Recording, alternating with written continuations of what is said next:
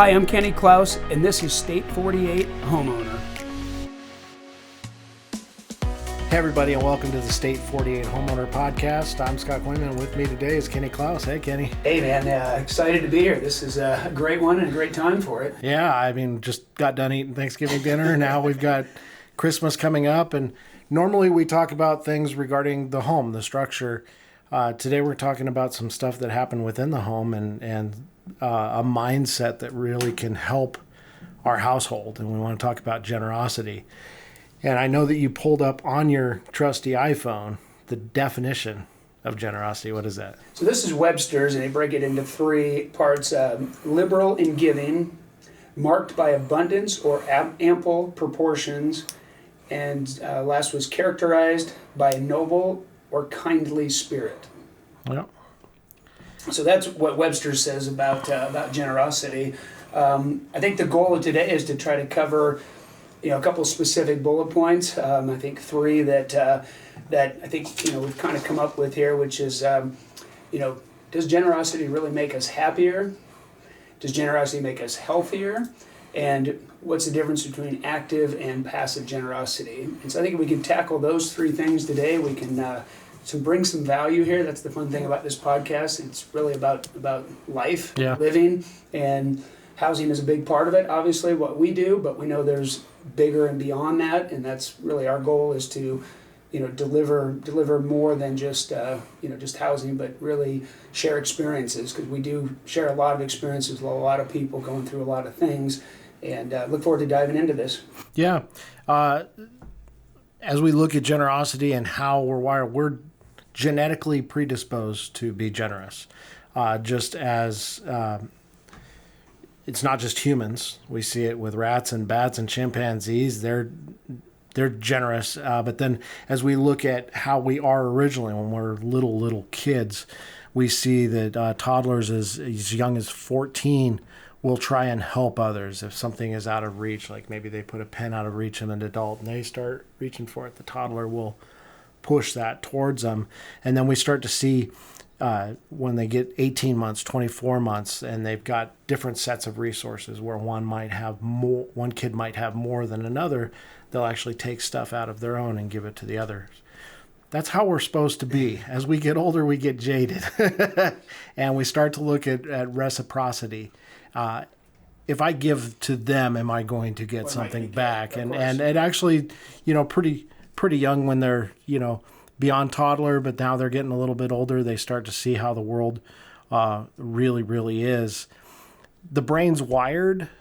When we look at what makes us feel good generally are things that are beneficial to us as individuals and as a species. And so we look, what makes us feel good? Well, food. Usually when it's going in, sometimes if it's too spicy, not after a while, but when we're eating food, there's generally a good sense of joy. Sex brings us pleasure. And then we see the exact same areas of the brain that are stimulated when we eat food or have sex are also stimulated when we're being generous. So it's crazy that this we're just wired that way. And so we look at does generosity make us happier? Society would tell us that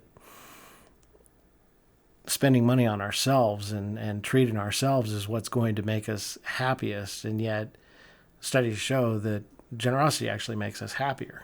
I mean, what things that we have bought actually make us happy?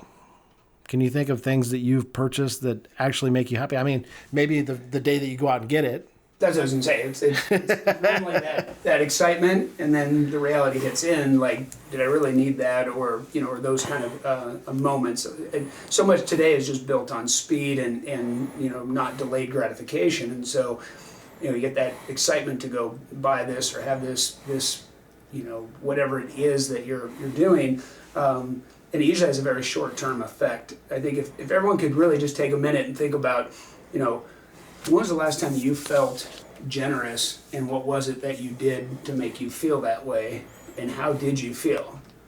And I think when you think about those kind of things, you go, it kind of puts it in perspective. When was the last time I did? Because being generous, in making happy could be just simple things. I mean, holding a door for someone makes you feel better that you were able to help somebody else. And I think we all get a better feeling from helping others than, to your point, just ourselves.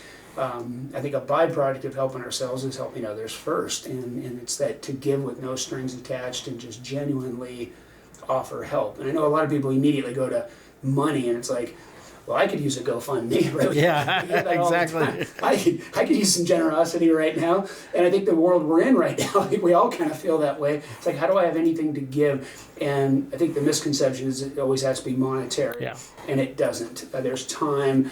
Talent and treasure. Yeah, I mean, but I think when you have to be on purpose about it. It's kind of like everything. You have to have a model and a system around giving. I mean, it should come natural, but purposeful. So if it's a weekly reminder that I'm going to call one person or send one handwritten note, or just start with that and pretend, I mean, just assume they're not going to respond. They're going to get it or not respond. Because I'll tell you, I've done it, and when people don't, you're like, oh man, they didn't, I was hoping, they'd connect. We hit people at different times in their life, and stay out of judgment and curiosity, because you don't know. But you can always pick up the phone and call and say, hey, did you get my letter? I just wanted to make sure, you got it okay, or whatever. But it doesn't have to be major acts of, I gave 10 grand to this charity, or I did these things. No, and especially to bring us joy. They did a group study where they had a bunch of people, and they said, you need to go out and buy stuff, and here's your budget. And so people that went out and bought something for someone else found so much more joy than people that had spent it on themselves. And they found that there wasn't that much difference in joy between if they spent $5 on somebody else and $20 on somebody else. They still found the same amount of joy, because they were going out and intentionally doing something for somebody else versus just piling on some more resources into. I mean, think about how many self-storage places that we have here in America. We don't really need more stuff for ourselves, but there is a sense of joy that comes from giving things to other people. Absolutely. And I think if you have the order correct, so you're looking to purposefully give and to support and help others, naturally the world naturally gives back over time. It's that give first mentality without any expectation of the other end. Just truly doing that. And I get excited about it just because it doesn't always have to be charity. And we're in a time of the year where everyone's you get food drives and toy drives and all the different things that are going on. A lot of those things need to be doing all year. Food banks and the water drive we do and things like that. So, but I think people get purposeful during the holidays because they start to feel that way. But then they also have all the expense of the holidays, and so it's an interesting time of year. The funny thing is, December and Christmas is actually already scheduled every year. So, we act surprised when it's, oh my gosh, it's coming up. But that goes back to having a purpose and a plan around really everything you do that's most important to you. Because when we give our time to somebody, that's our number one asset. I mean, everything else is secondary. Time, because once you've given it to you, like recording this podcast, this time is gone. It's behind us now.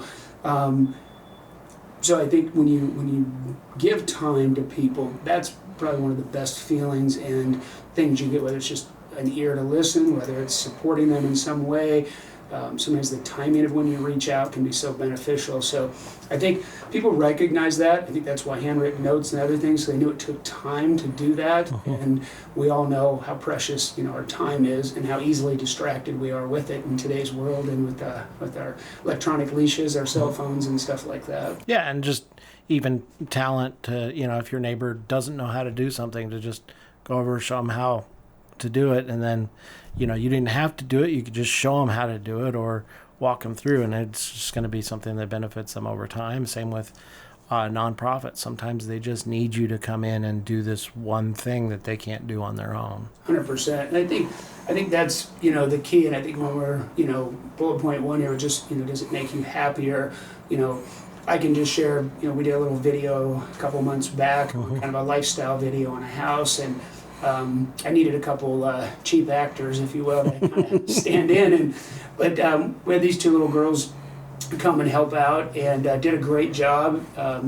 Very polite, respectful, just did a great job what they were asked to do, and they did it with no strings attached. They just came to help. That's what they were asked to do by their parents, and so it was really cool. But for me, it hit me. I'm sitting there, I'm like, well, maybe, what would it be like if I was a kid? And sometimes just the smallest little thing. And so, I had to make it on purpose. I had to write down on my legal pad, like, okay, pick up gift card, handwritten note, and got the address and just sent them two little gift cards, Dairy Queen, I think it was, or Dunkin' Donuts and McDonald's or something. Just something fun to say, thanks. I can tell you the feeling I got from it going to the store. I mean, I felt very purposeful in that you were going to put a smile on someone's face. Mm-hmm. And that, I can just tell you, it's funny sitting here doing this, how looking back at that event now, it makes me think of that, just how it made you feel. Yeah. Something simple. I'm not asking for anything back, and actually they've already given, and they weren't asking for anything back. So just respect people's time, and I think by acknowledging it, it feels good, and it feels good for them. And so sometimes we think of these things, and then life gets in the way. Mm-hmm. I'd say email it to yourself, the note, write it down, something like, hey, I want to recognize this.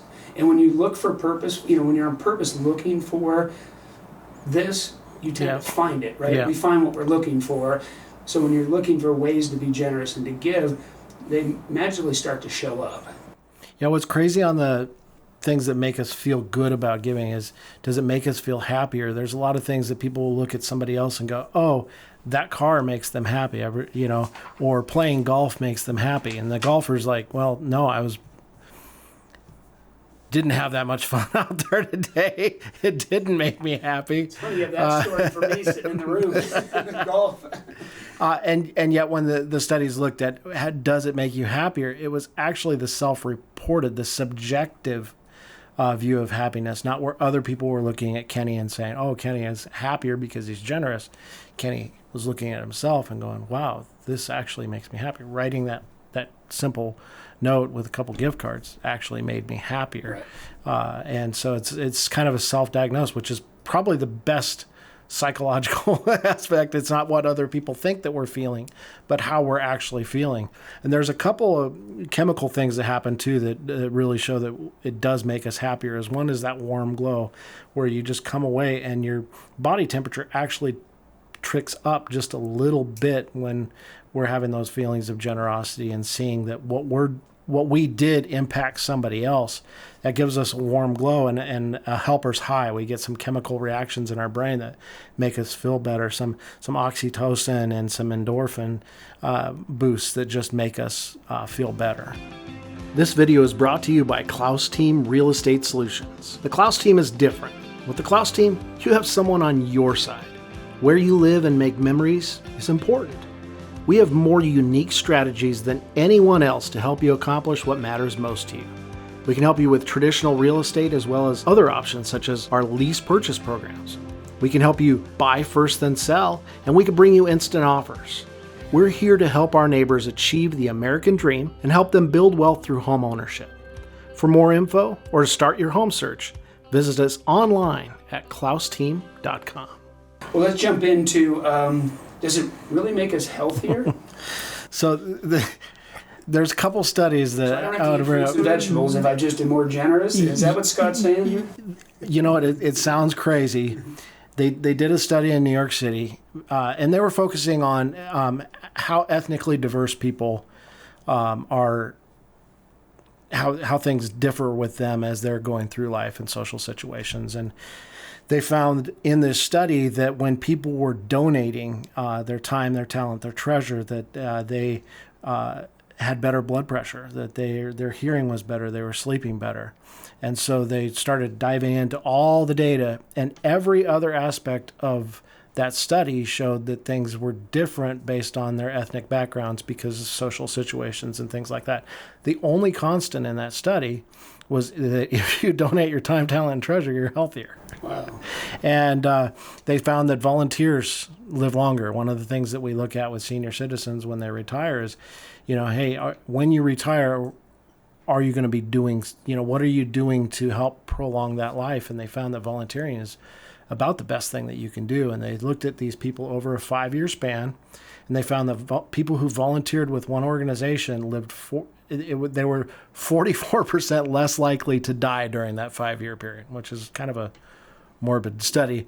They found that if they volunteered at more than one charity, it was actually 63% less likely. So they're out there, they're seeing that the things that they're doing are benefiting others. And so it's making them feel better, but it's actually making them feel better physically too, that they're in better shape. So you mean sitting in your easy chair all day watching Fox News? Or, Fox News is going to have the negative effect. It's not going to make you feel better about yourself and actually healthier. And I think, going through what me and Craig have gone through with my mom and this Alzheimer's stuff, we really spent a lot of time with neurologists and stuff, and it really talked about the brain and why it tends to things that do happen to it, because it's not being challenged anymore. Meaning, what you're reading, what you're thinking, you're just taking the world kind of for the way it is, and it doesn't give your brain purpose and firing on all cylinders, if you will. It's just kind of clunky, and it's not working the same process because it's not putting new information in data, which the body, before modern medicine, the body self-healed itself in a lot of ways. I mean, you got a scrape, you got this. So it's powerful what we can do. And so it does make sense that a natural instinct to give that we had, as your point, growing up or when we were little, it's there for a reason. And when we give, you don't always see the effects immediately, but to your point, over time, does it actually make you healthier? And I think the answer is pretty obvious that yes, because there's other things going on that besides just the act of giving, that your brain is having to think and feel good about what it's doing today, not just scrolling through a Facebook or an Instagram feed. No, you're waking up with the idea that I am going to change the world today, or I'm going to change the life of this person, or I'm just minorly, hey, I'm going to be able to pack some food bags at the food bank that's going to feed a family that's worried about where their next meal is coming from. And you start your day off with that. I mean, it's different. And I know Lou Holtz, one of his stories with his wife is when she was diagnosed with cancer, and so he went out and bought the lot next door, told the builder to build her a craft room and all these things, and they just started being very purposeful. And it's amazing how she, over time, put her weight back on, went into remission, but he attributes a lot of it just to having purpose and something to look forward to. And obviously he was generous with his time with her and everything else, but just an interesting study how powerful the brain is, and how when we do good things purposefully, we all know when we do, we all know when we feel better, we know when we don't do the right thing, how it makes us feel. So it makes sense that when you're challenging the brain, you're naturally going to be happier because the brain's like, we did good today, we did good today. And I think that's those affirmations and things we talk about.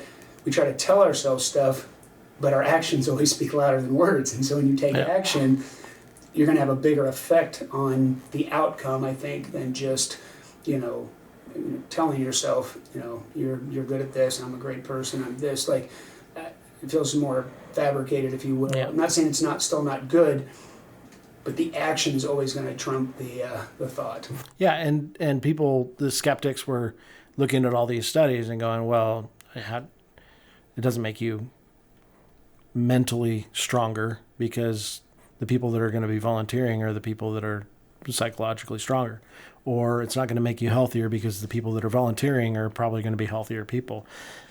What they found when they looked back at all these studies is they found that, yeah, that's true. Those are the people that are going to be volunteering more, but no matter what the baseline was, there was always an improvement in the psychological well-being and the physical well-being.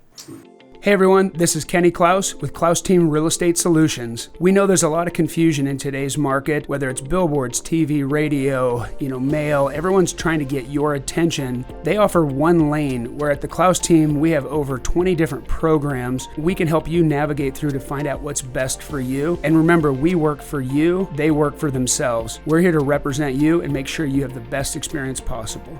Visit us at klausteam.com/call us first.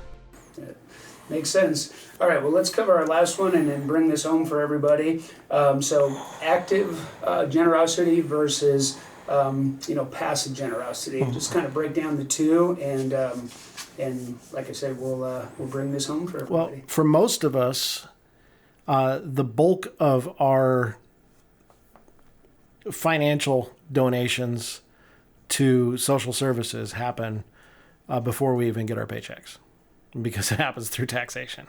Either it's our property taxes or income taxes, sales taxes. And it wasn't always that way. Before the Great Depression, most social services were actually taken care of by nonprofits, by churches, things like that. And as they started to have less money, and the New Deal, FDR kind of moved a lot of those social services into stuff that was covered by the federal and local governments. And what they found is this crowding out effect of donations, that people started to give less. And it was about 30% less. And when we talk about giving less, it was the Great Depression. Obviously, people are going to give less. So they're looking at the people that still had the means to donate. And donations went down about 30%. And they started, why is that? And looking back, historians, and they realized that almost 100% of it was people going, well, I don't need to give anymore because I'm already giving through my taxes. And so people just kind of turned it over to the government to take care of these things and stop being personally involved. All the benefits that we see from, feeling better about ourselves, being happier, being healthier, don't come when it's not intentional giving. It feels like forced. When it's forced giving, then it's not giving. It's not generosity in the same sense. Yes, I'm glad that we still take care of people that need to be taken care of, but it doesn't have the same impact to people individually for giving, because it's something that just kind of happens. And we find that when people, if people are getting things taken out of, if they set up a recurring payment, like I have a recurring payment that comes out of my checking account for the kid that we, financially support in Africa. We know that that's coming out, but what we have to do is be a little bit more intentional about following up with him and the relationship there, because it's easy to forget. And so for me to still be involved mentally, I need to be a little bit more intent on that. And we have that with our agents, with Klaus Team Cares, and that's why we want to make sure. And so how do we fund Klaus Team Cares? Well, Klaus Team Cares is funded majority right now just from everybody who decides to do business with us. Mm-hmm. Our current clients, past, repeat, referrals, all of that. Every home we sell, our agents, we donate part of that commission back to Klaus Team Cares. Mm-hmm. Which is our 501c3 charity here. And the goal of that charity was, I've given to Children's Miracle and all the major ones out there, and other companies I've been with, they had it where you could do that. But it felt, again, forced, and it didn't feel, you didn't get to see the outcome of it. And then you start thinking the negative, right, with a lot of these charities that we hear about and that weren't so charitable after all. And you start to justify things. The goal with our charity was everything was here local, and it's not, big causes. It's a lot of stuff that's right now. And I think, originally, we get, someone has to do a car wash to raise funds because someone passed away and for funeral and that. And what hit me was we're always being reactive versus proactive, mm-hmm. meaning let's already have the money to be able to help them now, and then we'll replenish it. And so we started our charity several years ago now, and now we've been able to build up some funds in there.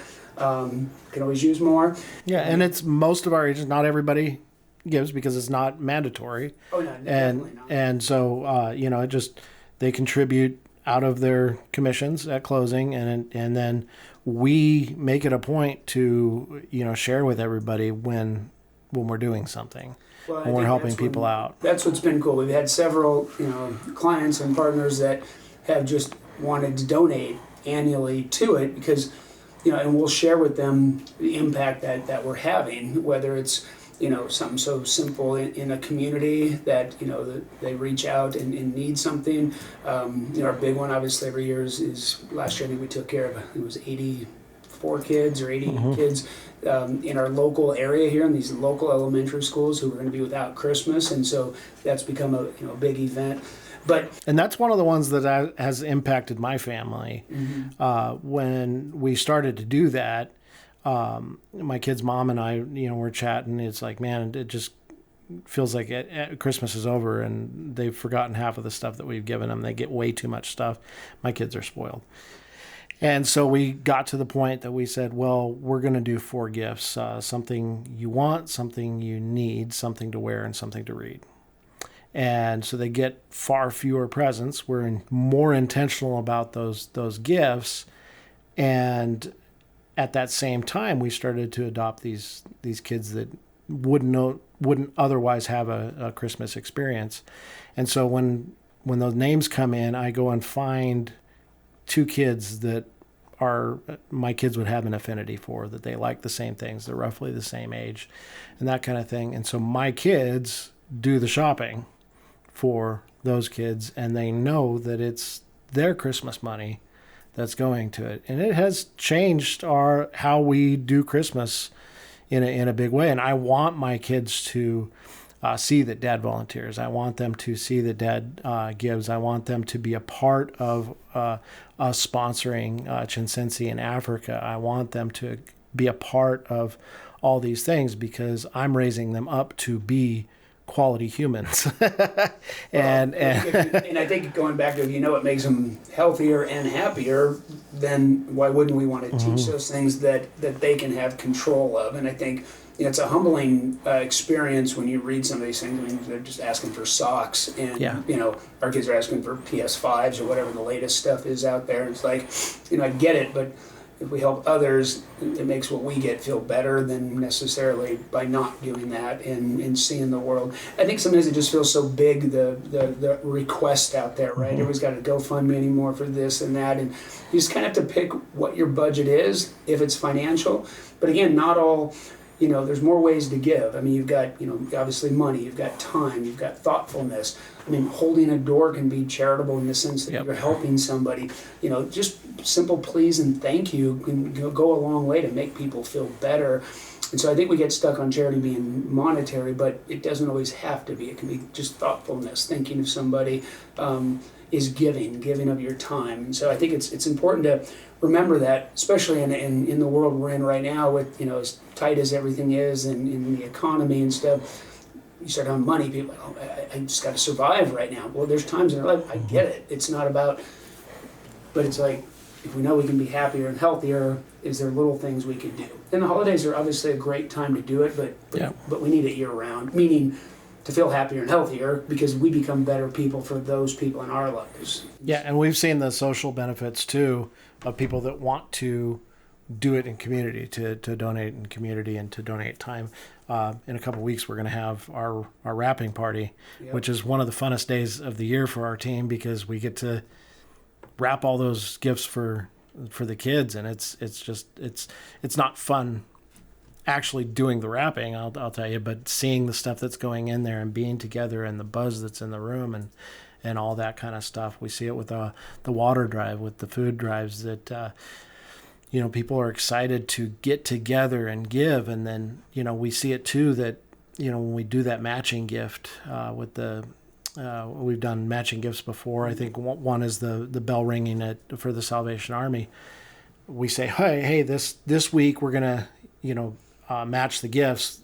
We see like the previous week and the week after we'll be at one level, and then the week that we're matching, it's like 3 times as many donations come in because they know that we're doing this together this week, and we're my donation's going to go further because we're in community on this one. Yeah, no, it is. It's a couple weeks or months back now we did just a shred event in our parking lot for the community, and you may not consider that charitable in a sense, but our agents showed up. We got to greet people, help them with something, getting rid of personal statements and stuff they wanted shredded, all done right on site. But I'm telling you, we all left there feeling good because of the turnout and because we're able to help somebody for their own security, right? I mean, your personal, your ID and all that kind of stuff. But so there's just a lot of ways to feel better out there. And I hope that the goal of today was just kind of open people's minds to multiple ways of being charitable and generous. I guess generous is the theme. Of just being, few more ways to be generous than just financial. Yeah, and the coolest thing, so we've talked about how it makes us happier, healthier. The coolest thing, though, is that the biggest benefit to generosity isn't in ourselves. It's in what we're actually able to change in other people and how much we can impact people from, financial donations to giving them food to even, bringing our neighbors' trash cans back to the fence stuff, because they forgot. It doesn't all have to be big money. Yeah. Before I forget, I want to thank you for being so generous with your time today, and the research on some of the factual data in here that we've shared today. It means a lot, and it's very appreciated, because if it impacts one other person, then it's a value, right? And sometimes it's not trying to hit a home run. It's just a bunch of little singles of where you can impact the world and make it a little bit better place. And every time it's amazing how the feeling, and yet we get caught up in a world that is going against that or further away from that. But again, a lot of that is because we choose who we're surrounded with, what we're reading, what we're listening to. And I can't say enough about that personally, as you kind of have to block out the negative, because I truly believe when you get on a human level, like in a room with people or in community in some way, whether it's a sports league you're involved in or bowling or whatever, pickleball, whatever you're into, quilting, whatever it is, that when you get with those people, it's usually all good. Yeah. You'll get some people maybe get political rant or this, but usually there's enough good that people shut that down. I think what's happened is we see the worst out there. No different than you just hear about the winner in Vegas, not the losers in Vegas, right? And there's a lot more of those. Obviously. And so, but I think that's, part of the challenge of the world we're in is, what we're listening. When you're in the car, are you got windshield time? Are you listening to a podcast or a book? Or are you listening to the radio or talk radio? And now you're in a different mode, different mood. And so I think there's just ways to be purposeful about the environment that we set around us, and to try to block out some of that negative. Because again, we always joke with the news or the TV and social, it's usually all the tragedies and the bad stuff that's happening, shootings and stuff like that. It's not, hey, we had 7 people hold doors today for people, and we had this many handwritten notes go out. Like, you don't hear, there's way more of that going on in the background. It's just the other stuff gets the attention. And what comes in is the source of what comes out. Well, and I've said it for a long time, and nothing has changed with it. Focus on what you can control. And if you can't control it, then why are you giving it your time? And we already agreed that it's your number one asset. So when you're purposeful with your time, and we could all get up 10 minutes earlier and write a note. We could all get up 10 minutes earlier and do something special at the office for others, or bring donut. I mean, there's just fun stuff that can be done that it just has a multiple layer. Kind of, we talk about throwing a pebble into a pond, right? And the ripple effect is pretty encouraging. So, before I spend much more time here, I'm gonna get out and be generous today. Let's make it happen. So, hope you all had a wonderful Thanksgiving, and now as we move into the extension of the holiday season, just find those opportunities to give and reach out and benefit others. Yeah, and if you're curious about our charity, it's KlausTeamCares.org. You can donate right there, and again, it all stays local and impactful. So we appreciate you guys as always, and go out and spread the good stuff, and live a life by choice, and remember, focus on what you can control. Thanks, Kenny. Thank you, guys. Thanks for spending time with us this week. It's State 48 Homeowner, the ins and outs of owning an Arizona home. You can connect with us for more information, submit topics you'd like us to discuss further, and you can see relevant videos, give us feedback, answer your real estate questions, and more at state48homeowner.com.